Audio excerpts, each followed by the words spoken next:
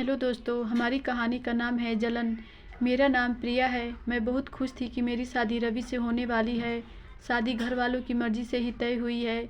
मेरे भैया की शादी अभी 1 साल पहले ही हुई है। मेरी भाभी का नाम रचना है। मेरी भाभी बहुत सुंदर है, साथ ही बहुत हंसमुख है। हंसना और बातें करना उन्हें पसंद है।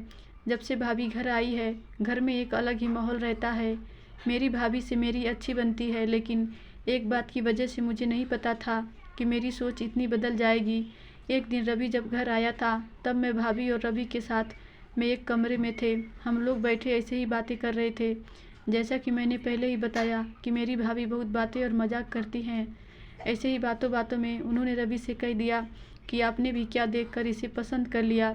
आपका दिमाग तो सही है, अभी भी मौका है, आप बच सकते हो। शादी अभी हुई नहीं है। इतना भी होता तो शायद मैं बर्दाश्त कर लेती, लेकिन उसके बाद जो रवि ने कहा उससे मुझे बहुत ज़्यादा बुरा लगा। रवि ने कहा कि क्या करूँ भाभी, आपकी जैसी सुंदर तो मुझे शायद मिलेगी नहीं, तो अब जो मिली है उसी से कर लेता हूँ। बात मजाक में ही हो रही थी, लेकिन मुझे वो बात दिल पर लग गई। उस समय मैंने भी बात हंसी में टाल दी, लेकिन मुझे अब वो बात सोने नहीं दे रही थी। मैं पता नहीं क्या क्या सोचने लगी थी। मैं अपने आप को भाभी के साथ कंपेयर करने लगी थी। मुझे उनसे और उनकी सुंदर होने से जलन होने लगी थी। एक छोटी सी बात मेरे अंदर यह बदलाव ला सकती है। मैंने सोचा नहीं था। मैं उस बात का जवाब देना चाहती थी। मैं कुछ भी सोचने लगी थी। मैं सोच रही थी कि कैसे उन्हें भी रुलाऊं। शादी की तैयारियों के साथ मेरा दिमाग भी कहीं और ही चलने लगा।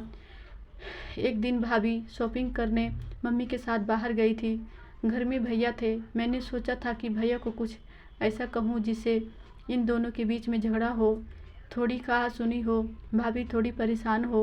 उस समय मैं बस इतना ही चाहती थी, लेकिन मुझे नहीं पता था कि मेरी उस बात से उन दोनों की ज़िंदगी में जहर घुल जाएगा। भैया भाभी को फ़ोन लगाकर पूछ रहे हैं कि कब तक आओगी। भाभी ने कहा बस आ ही रहे हैं। भैया बोले कि पहले भी यही बोला था, अब भी यही बोल रही हो, कब तक आओगी। मैंने उस बात को पकड़ लिया और भैया के फ़ोन रखने के बाद मैंने कहा कि खूबसूरत लड़कियों की बात का भरोसा नहीं होता भैया, पता नहीं क्या क्या छुपाती हैं, क्या झूठ बोलती हैं। आखिर वो भाई तो मेरे ही थे। उन्होंने भी मेरी इस बात को पकड़ लिया। पूछा क्या बात कर रही है, तुझे खुद पता चला क्या। मैंने जानबूझकर ऐसा दिखाया कि मैं कुछ जानती हूँ और उनसे छिपा रही हूँ। मैंने कहा कुछ नहीं, मैं तो बस ऐसे ही बोल रही थी।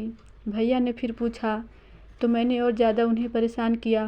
मुझे तो पता था कि वो जितना परेशान होंगे उतना ही भाभी भी होंगी।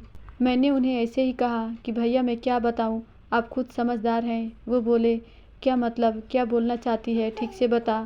मैं अब क्या कहती, लेकिन अच्छा हुआ कि उसी समय भाभी और मम्मी वहाँ आ गए और बात टल गई। लेकिन मुझे बहुत खुशी हो रही थी कि मैंने अपना काम कर दिया। भैया उनके आते ही अपने कमरे में चले गए। बस मुझे अब भाभी का वैसा चेहरा देखना था जैसा मैं देखना चाहती थी। भाभी करीब 1 घंटे बाद जब कमरे से निकली तो उनका चेहरा बयां कर रहा था कि मैंने जो बोला है उसका असर हो रहा है। भैया का भी मुंह उतरा हुआ था। उस दिन से भाभी का बोलना और हंसना कम हो गया। भाभी का मुंह उतरा रहता था। मैं पता नहीं कैसे इतनी कठोर हो गई थी कि उनके आंसू से मुझे खुशी मिल रही थी।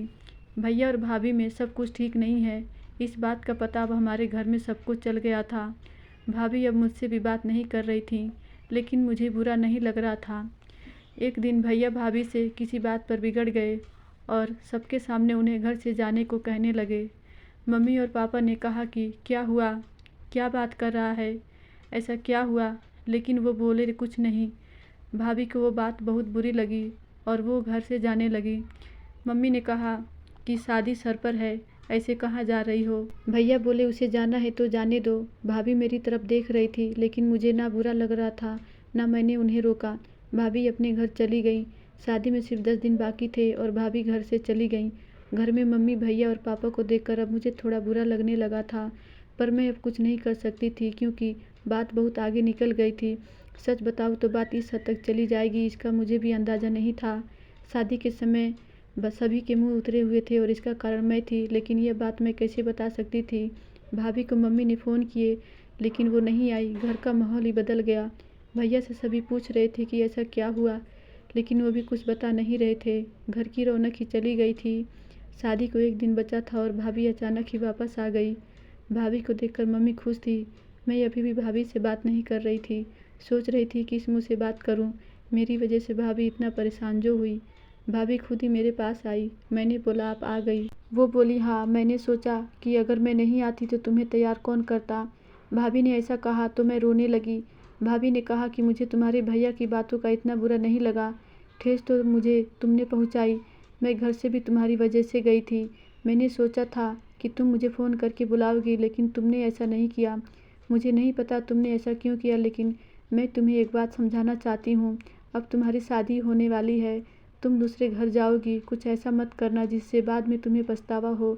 मैंने भाभी को कहा कि मैं भैया को सब बता देती हूँ कि वो मजाक था। भाभी बोली तुम उसकी चिंता मत करो। उन्हें अगर अपनी पत्नी पर विश्वास नहीं तो यह उनकी गलती है, तुम्हारी नहीं। मैं उनसे निपट लूँगी। शादी का समय है, तुम खुश रहो। भाभी के आते ही घर में रौनक आ गई। इस गलती ने मुझे बहुत कुछ सिखाया। मेरे अंदर की जलन और ईर्ष्या को ख़त्म कर दिया। मेरे अंदर एक डर पैदा कर दिया कि मैं कहीं गलती से भी किसी के साथ कुछ गलत न कर दूं। भाभी मेरी जैसी नहीं है, मुझे पता है वो भैया को भी संभाल लेंगी। मैंने भाभी के साथ इतना कुछ किया, लेकिन उन्होंने अपना फ़र्ज़ नहीं भूला, ना ही यह बताया कि यह सब मेरी गलती है। ऐसी भाभी सभी को मिले।